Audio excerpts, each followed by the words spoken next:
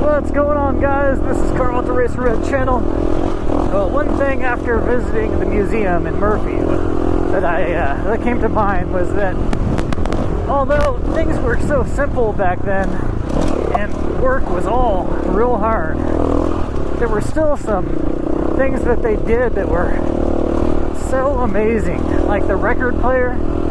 I've always been a fan of record players, and I've never owned one. I'm gonna have to change that one of these days.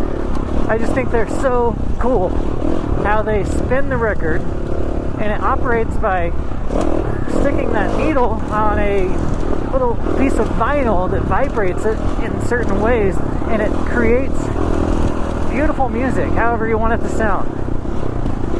I can't even comprehend how you would create that.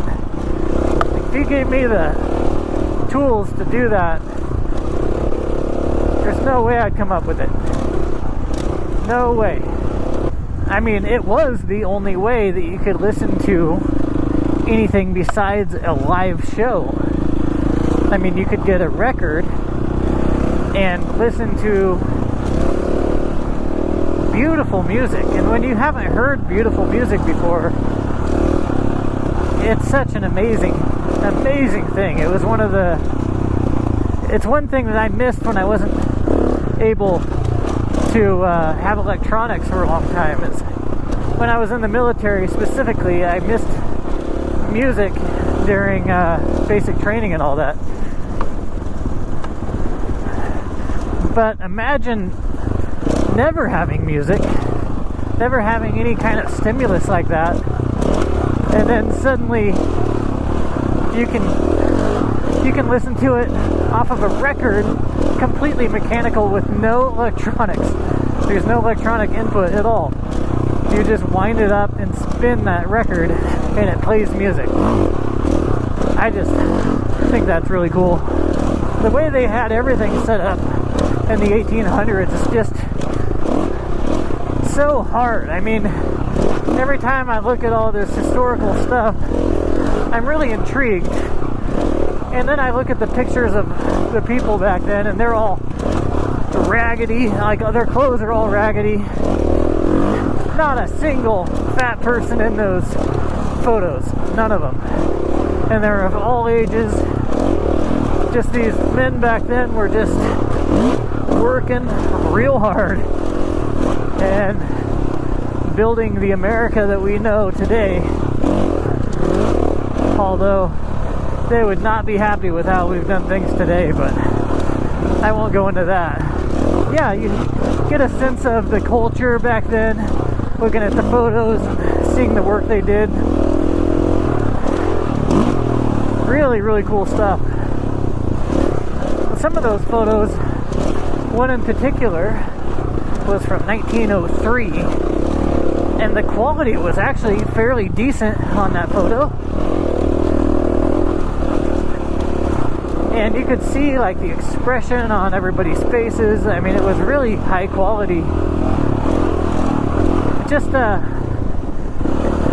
really intriguing to just look into the faces of people who aren't around anymore, but are from a culture that literally built this country. And you can just see the personality in their faces. It's really cool. But I also think it's really cool to see the weaponry, the tools that they used, everything about that culture back then. Got to see the revolver that the sheriff had in something like 1903. Really primitive stuff.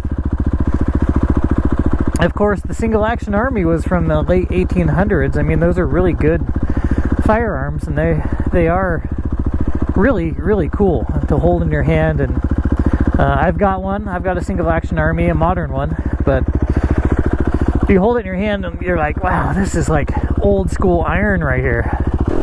But they used horses a lot for just about everything. I mean, they had handmade spurs made by really skilled craftsmen, you go far beyond that, the time of Caesar, he's walking through these doors that are, I can't remember how tall his doors were. I think they were 40 feet tall, and they're still used today. They're really well balanced, so it just takes one person to open them. And they're still around today. They're still around, so you can still walk through the doors that Caesar walked through. Just crafted to last. And things like that still exist today because of the craftsmanship of long ago. I look around today and I don't see a lot of things that are gonna last. Like, we've had improvements from like the 1960s, but yeah, in the 60s there were still a lot of things quality wise that would last pretty well. And then it seems like after that, once you get into the 70s, everything just started deteriorating and falling apart. You didn't see anything lasting. I mean, pretty much anything that was made in the 70s and 80s and 90s, you can tell it's going to be gone. Structures had a different era of that. I think structures that were even close to modern, even the ones built in the 50s and 60s, even the ones built in the 20s, they just aren't built well. However, there are certain things that you can still buy that are of high quality and that will be something that you can hand down to your grandkids. But they're rare. I mean, that's why I like SIG firearms, because they are truly works of art. I've said that a million times. I know that this is just something that I'm into right now, quite a bit more than I've been into it this past few years. But yeah, it's like a beautiful work of art that somebody actually put some time into, and that it will last. It's built so that you can buy one and it'll last you forever. It's made of steel or alloy materials with the best coatings that there are out there. Just really good materials. Oftentimes they include some woodworking. And it's just a little example of what existed pretty commonly back in 1900 with these master carpenters. Just the beautiful work that they did. So the parking lot is within sight now. I can see the landmarks over there. Got this plateau to my right, and you got a mountain range straight ahead, and then you have this kind of shelf straight ahead. You can see the road that goes through Marsing and goes up through the mountains. Down below that, you can see the farm at the base of Hemingway parking area. It's pretty hard to mistake where you're at when you're out riding this area. It's definitely not hard to find your way.